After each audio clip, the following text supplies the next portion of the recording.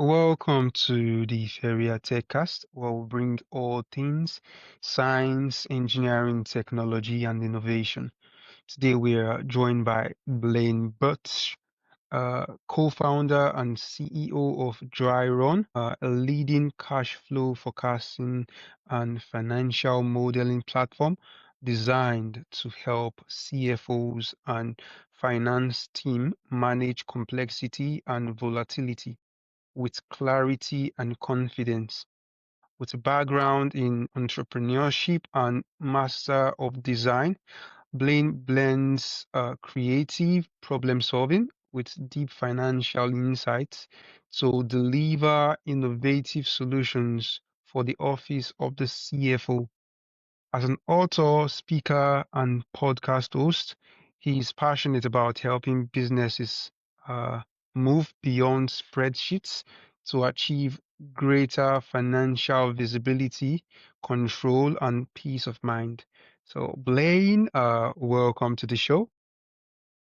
Yeah, thanks for having me. I'm excited to be on. Okay, so let's start with what you're building. Tell us, what's dry run and what's the core problem that it's actually trying to solve for businesses? Yeah, I'll tell you a little bit about my background and where I came up with the idea. And I think that will help because when you talk about finance, people can start to think, oh, it's something, up in the clouds. This is what we built is very much bread and butter, like really important foundational stuff for businesses.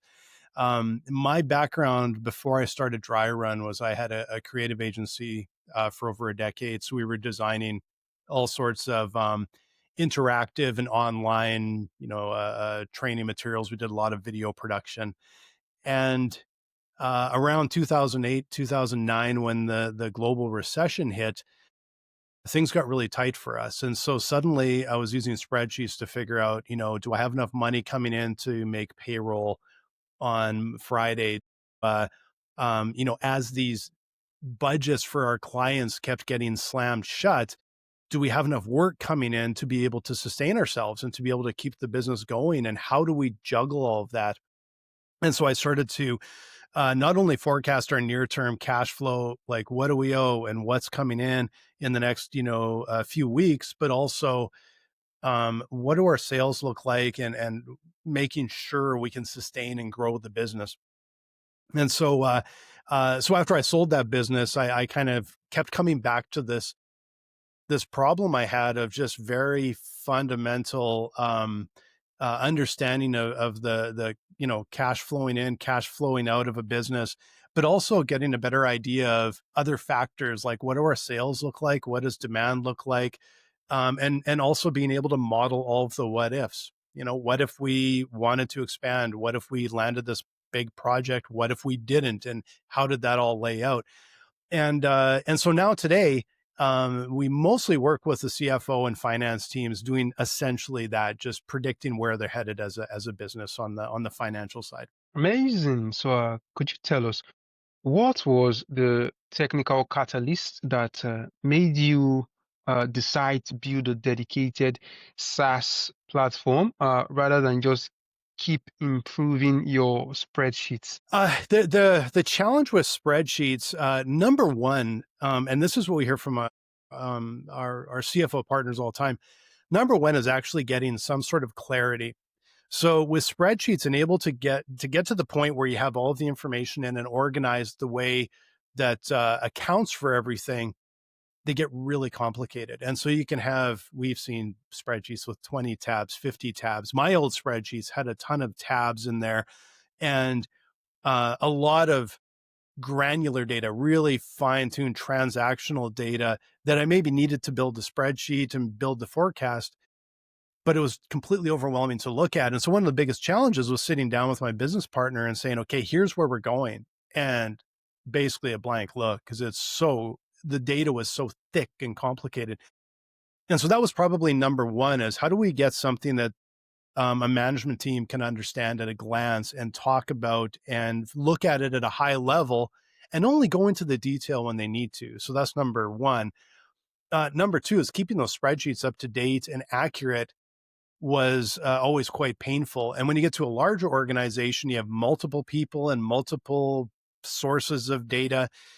We have one client, they would spend, her and her team would spend basically Monday to Thursday building out forecasts for each of their 5 locations. And then they would finally meet with management on Friday. And it's like going into the weekend and it's hard to do anything actionable. And it was taking basically almost 80% of their time to do this. We got them until Monday afternoon. So we're saving 70, 80% of the time. And then the final one is with spreadsheets, there's just so many places where things can get broken when you have multiple and different versions and all of these other problems. And so we kind of give them a single source of truth that everybody can access and log into. And so it's highly efficient, much more accurate, and just a lot easier to understand for the management team. Interesting. So tell us, your background in design fundamentally shape your approach to building a tool for the number-driven world of finance? Yes, I completely did. I think one of the things that is an advantage for us is that it's not, it wasn't built from a finance data perspective. That's what a lot of tools are built. They'll take a spreadsheet and they'll say, well, we'll basically move it online with all the same problems, maybe make a graph. And what the way I approached it, because I come from a design background, I came from a user perspective and said, okay, um, I need something that's easy to understand, but I need it easy to use. I need it quick to train. I need like something just much, much easier. And so the way we built it was so much from a design perspective. It's just very, very different from the other tools out there. And one of the things that we, again, realized quite early on was um, people use spreadsheets because a lot of times just purely because of the flexibility. And a lot of other tools out there, they're good at reporting because you don't have to change that much. But when you're forecasting, everything has to be adjusted. Everything changes almost daily. Like we landed a job, we didn't land a job. Tariffs are starting. COVID hit and slowed things down. There's always something happening. And so the way we designed Dryrun uh, was that we've created kind of this tool that's very balanced in automation. So it does a lot of the automated things that a lot of other tools do and bringing your data and forecast things out. But then you can change almost anything. And I like to compare it to Lego. It's easy. You can always build something and you can take it apart and move things around. And it's quite easy to use, quite intuitive. Almost anyone can use it. Uh, but it does almost anything you'll need. Maybe not right down to every single thing you can do in a spreadsheet, but it's so much more advanced everywhere else that it makes a giant leap forward. So Great. So, Blaine, was there ever a time where you faced technical setback or failure in Dryrun's early days and learned some lesson from it? not just the early days. It's always there. There's always a learning. But I will tell you, every week we're talking with our customers every single day. So every week we're learning something. And that's one of the most important things for us is talking with users, talking with customers all the time to understand it. And, some of the reasons for that is because of some of the hard lessons we learned early on. One of the biggest things we learned relatively early on that surprised us and was actually a massive technical hurdle for us was when we first built Dryrun, we built it for small business and more for business owners. And they have a relatively small amount of complexity, lower revenue, fewer transactions. And then we started to find that our most active users were in the tens of millions, over 100 million. And the ones that were coming in the door saying, holy cow, we really need you, were much bigger businesses. But when you have much bigger business, you have a lot more people involved. You have a lot more data. You usually have multiple systems. The volume of data can be just absolutely massive. And so we actually had to, we realized, okay, that the core architecture, the idea, the way we approached it makes perfect sense to the CFO. We were a little surprised by that because they were coming from much bigger businesses than we expected would come to us. But then from a technical side, we had to figure out, okay, how do we suddenly move from a business that's doing a few $1,000,000 to maybe $50 million a year, $100 million, $500 million a year? How do we scale up and handle those large, increasingly larger sets of data and still keep control of it and have performance that works really well and still give them the flexibility they need? um, Very, very challenging because it wasn't just a technical problem. It was a massive technical problem, but it also had to dovetail with the user problem of we still have to give them this tool. We still have to give them something easy to look at, and we have to let them look high level, but then also dig into the details. How do we do that? That was a massive technical lift and a real technical challenge because we just simply didn't build for that. Great. So, tell us, for the technical founders listening, what did you completely underestimate about building a B2B SaaS platform that actually serves CFOs? I think the biggest challenge we had was we we didn't truly know who the customer was. Like they always talk about getting that product market fit, and we literally built the first version of Dryrun for the wrong group, which meant it led us down a completely incorrect technical path, right? Um, and so the the the the greatest challenge for us and the biggest opportunity for us really comes from trying to get a really good understanding of who that customer is, where the major problem is, who is dying to use your software, so that you're talking with the right people and understanding their challenges and understanding, like for us, even understanding what ERPs are they using? Where's their data stored? How are they using this? That was a really big challenge, and it's I know you asked about a technical challenge, but once you understand the problem you're solving, the technical challenge becomes a lot easier because it's got a much more clear path of where you're going with it. It's a much bigger challenge when you're not really sure and you're kind of building over here and building over there and sort of testing it and dancing around. And you can obviously you just end up literally building the wrong thing, putting your attention into the wrong area, building things that nobody uses, and then having a little addition that was barely an afterthought become the biggest seller for people, right? So I still circle it back to pinpointing who those customers are, where you solve a massive problem for them, and then you can never have enough information from them about the problem and about the solution you're proposing. Can you share a story of a specific pivot that you had to make with Dryrun that was particularly difficult, both technically and for the business? Yeah, I think now I'm not the tech, I'm the design lead side. So my co-founder is the technical one. I do have some technical background, but I won't be able to go that far into technology like my co-founder. He's our CTO.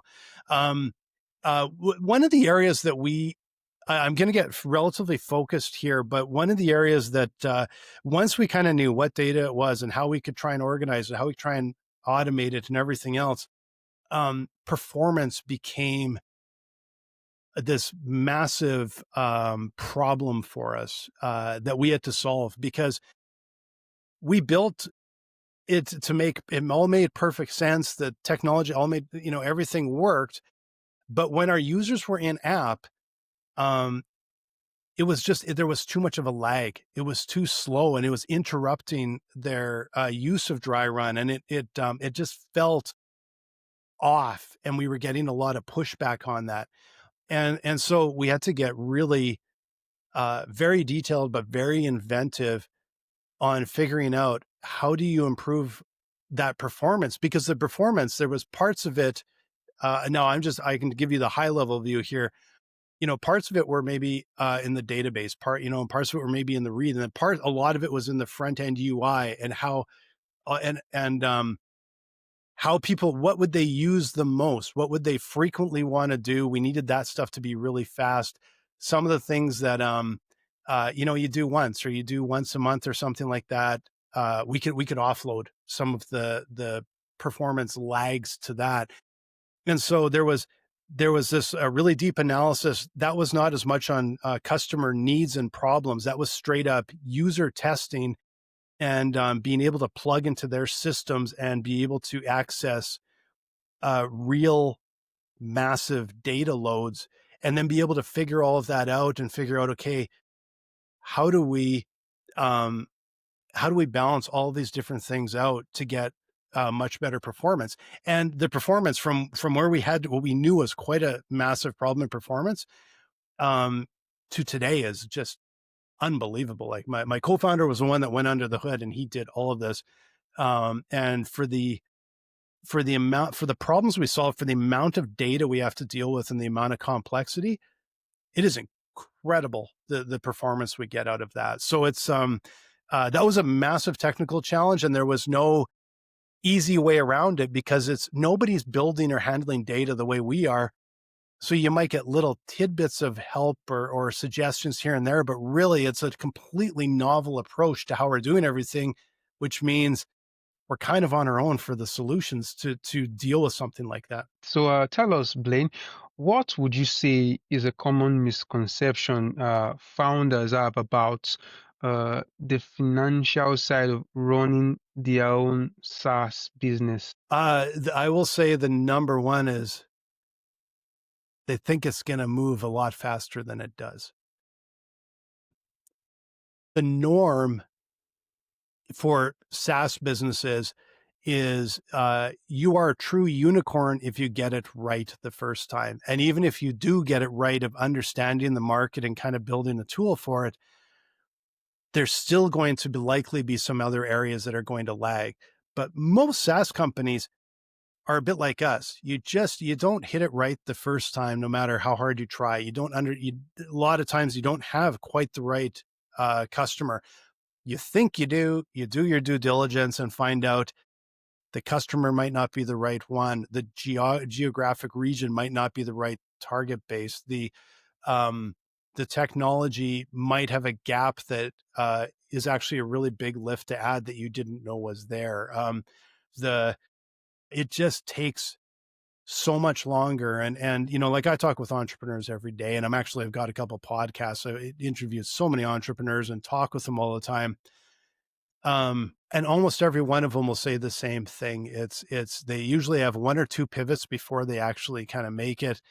And the number of them that say we were a 10-year overnight success, 15-year overnight success, um, that's a lot more normal than 5 or 3 or whatever a lot of the venture capitalists say. This is a successful business and you're going to do it this fast.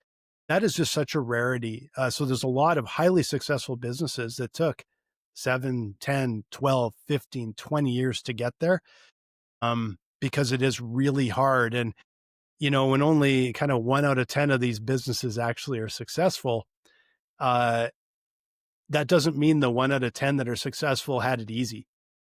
They most often had a really long haul and a difficult slog and probably almost died 5 times before they made it. Amazing. So moving on, tell us, as a founder, a co-founder that has a background in design, tell us why do you think a good UX and design is critical in a financial software? I mean, beyond just making it look nice. Well, it's less about looking nice and it's more about number one, communication. Um, if a business doesn't understand the data they're looking at, they can make some really serious mistakes. Um, and then there's also the side of efficiency. How much time is dedicated basically to grunt work and to work that's not moving really the business forward, it's actually holding it up. And so that's another big one. But also, the ease of use and the ability to train staff and to train teams brings a much higher level of not just efficiency but accuracy. It's kind of goes in this circle of, it's got to be, you want to be efficient and you want to be accurate, and then you're going to deliver that clarity to the management team. It's hard to do when it's just simply, okay, this dump of data and make a graph. Things can be misinterpreted if it's not on point of what you're showing and how you're doing it. I will say today, though, that the role of UX and UI and customer experience or user experience is so much more important now than it ever has been, because now with you're competing with AI. You chat GPT, you can say to it, "Oh, make whatever," and it will make it, and it increasingly gets better. But people want more of a solution. They want a platform. They want something that their team can all access, that's consistent, that's reliable, that has these level of controls, and they're delivering the same structured information in the same way every week, so that the management team can go in and they can see the differences, but what they're seeing is still familiar. It's still the same version that they saw last week, but with different data. So we're primarily solving a human problem, and people, the things we're good at are making sometimes these connections that a robot can't make. Um, Understanding patterns that it may not be able to account for, and being able to communicate that to other people. And so I think it's critically important, and even more so now than ever, that we're building software that is humanized so that it really communicates the right thing to the people that are actually using the software. Okay, so I have one personal question for you. Tell us, what has been the most surprising lesson for you from transitioning from a creative entrepreneur to a financial tech CEO? How hard it is to build an innovation product like this. Um, when I owned a creative agency, it was hard at times. Um, I didn't appreciate in a way how easy it was. I could go out, we could get a job, we were profitable, and we knew how to deliver. We knew there's so much you're learning, but you could move and you could deliver, and it just was so much easier. An innovation product like Dryrun is such a massive challenge because you're building for a market, but they're not giving you money up front for it. You're building something and trying to learn about the market, present to the market, and then you have to, it goes up and down and back and forth, and stop and start, and it is such a challenge to be able to get it to where you have, like they always talk about, that have that product market fit. And then on top of the product market fit, you have to have the technology has to be reliable and scalable, and then your marketing engine has to work, and all these things have to dovetail together to make it work. You can make the best product on the planet, but if you can't, if the people that need that product don't know about you, it's not going to go anywhere. And if they don't have the budget to pay for it, it's not going to go anywhere. And if you can't scale it up, it's not going to go anywhere. So there's so many factors that make it so challenging and so much harder than any other business I've done before. And it's just what it is, right? But it's also really interesting, really exciting, and you learn so much every single day. That's on the flip side, is like it's an amazing experience, even though it's incredibly difficult and frankly a really high risk. Interesting. So, if you could go back to day one of building Dry Run, tell us what's one piece of advice that you would give yourself? I would not only talk to more potential customers. Biggest thing that we didn't learn is we had already decided in a way who our customer was, and then we went and talked with like 100 of them, but they were basically the same people, and it turned out they weren't our customer. What I missed was I didn't talk with a bunch of people that could just potentially be a customer, and actually gathered feedback from that. So, here I don't have a finance degree, I have a design degree. And I've ran a small business and I was doing this stuff. So I thought our customers are going to be just like me. And at that time, if you asked me, um, well, why don't you sell to a CFO of a $100 million business? I would have laughed. Like, that's so far above that's a 100,000 feet above our heads. We're a small business product. I don't know anything about that level of finance. And then it turns out the CFOs are coming to us going, yeah, what you built works really well for this level of finance. I had no idea. And talking with just a much broader range of people than just kind of getting in a groove right away would have helped us because, we went down this path. It turned out to be, and we had, I guess, false positives. We were selling and we were growing. But then we started to realize it was harder than it should be. The churn was higher than it should be. The average customer value was kind of below where we thought it should be. And then we found this group that was, I got a huge problem. I'll pay you a ton of money to fix it. I had no idea. And so, it's not a technical thing. It's a people thing. Again, it's how do you identify and find that right customer? Man, talk with everybody and pitch your idea to everybody. Every time I hear a founder say, hey, we're I don't know, like, what do they say? Like in the under the radar, or they won't share their idea because they're so worried someone's going to steal the idea. Ideas are virtually worthless. It's the execution on the idea that matters. And I don't care what your idea is. There's 1,000 people out there that have the exact same idea right now. To get ahead of them and actually excel, talk with everybody. Nobody cares. You got to find the ones that do care. So, yeah, the more conversations you have, the faster you're going to identify what you need to build, and the more direct it's going to be on what you build, and the easier it will be to get to that market.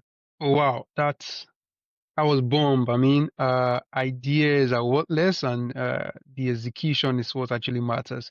So, tell us, Blaine, you are a podcast host. So, tell us a bit about what your podcast is about and what the regular episode on your podcast actually sounds like. Yeah, so I actually have 3 podcasts, and the reason we have the podcast, uh, 2 of them are primarily to actually to get out there in front of customers. And like I guess our belief, and it's gotten increasingly more so, is that we need to be able to get in front of a small group, but a very focused group.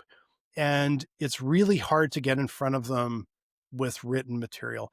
So the first podcast we brought out is called Turning Point, and it's founder stories.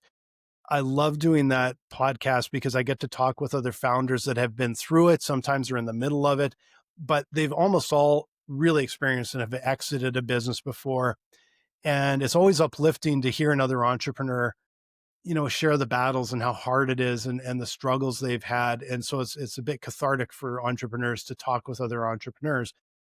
It also helps us get in front of senior level entrepreneurs or senior level business owners and founders that we would be our market to some degree, because they're not looking for an easy how-to. They have staff to do that. So they're looking for the more business level insights. The second podcast that I started, a friend of mine and I started during COVID because we were just kind of stuck in the house all the time. And that one's called Biz, Beer, and BS with Mike and Blaine. It's a much lighter tone podcast. And but we have a ton of fun, and we unpack a topic every single week. We've done 205 episodes. We have little sponsors and things. It's really quite fun. But it actually does get through to some of those business owners that actually learn about us as well. And then finally, the newest podcast I just released is called Fin Factor, and it's because it's relatively recent when we realize we have to somehow get to these CFOs inside mid-market businesses, and that can be a bit of a challenge. And so that one just covers topics of interest to the CFO And so I sometimes I'm interviewing CFOs with a particular passion or expertise that they can share. And sometimes I'll be talking with, people that are pros or experts in AI or ERP implementation or anything like that that the CFO cares about, and we do those episodes. So yeah. So anyway, I do. It sounds like a lot more than it is because I don't do them as frequently, except for the Mike and Blaine show, which we do once a week. So. Great. How has hosting your own podcast changed the way you communicate about complex financial concepts to technical audiences? It's very, very good training to talk to people and pitch and to be clear and to be comfortable talking with people. Um, for those of you out there that are like they're pitching to even raise money, um, that takes time and takes practice to get really polished in your pitches. And anything you can do to be in front of people and talk with people is going to help you do that. But then there's also talking with potential customers. I talk with CFOs and potential customers every single day. And to be able to hop on a call like this and just feeling incredibly comfortable because you're just on it all the time and you're talking all the time and you're communicating your message all of the time. Um, it's a lot of a learned skill to be able to pitch your business, to be able to pitch your product. And the podcasting definitely helps there. Amazing. So, Blaine, I have one more question for you. So, I normally like to ask this question to all the guests I interview here on this podcast. What does innovation mean to you, and how does it relate to your field? I mean, in the context of the intersection of design, technology, and finance. Yeah, like in that context in particular, we're here to solve problems, and we're here to solve people problems, problems that people face. Not every innovation has to solve a problem, but sometimes it'll be a very kind of technical problem. For us, it's very focused on um, essentially educating and communicating information to people so that they can understand and they can take action on that information. It's it's as I talk with more and more CFOs and management of mid-market businesses, larger businesses, the thing that strikes me every single time is the lack. They have tons of data in systems. It's not getting out into a usable form. The lack of information that's usable, actionable, that they can actually understand, where we sit as a business today, but most importantly, where we're going as a business and how do we get there without losing a ton of money. Um, that always surprises me. It is a incredibly big problem, and it's a people problem. And that's the area of innovation for us, is we're solving a problem for people, and this revolves so much around communication. Wonderful. So, finally, tell us, where can listeners go to learn more about your work, or maybe reach you, or hear more from you? Yeah, for sure. You can visit us at dryrun.com, dryrun.com. And you can also find me on LinkedIn. Also, if you want to hear the Mike and Blaine show, it's just mikeandblaine.com. So that's another one you could go and check out. So That's great. So, Blaine, it's really great to have you on the show today, and really wonderful conversation. Thanks for showing up. thank you so much. I really enjoyed it. And a very interesting conversation, very engaging questions.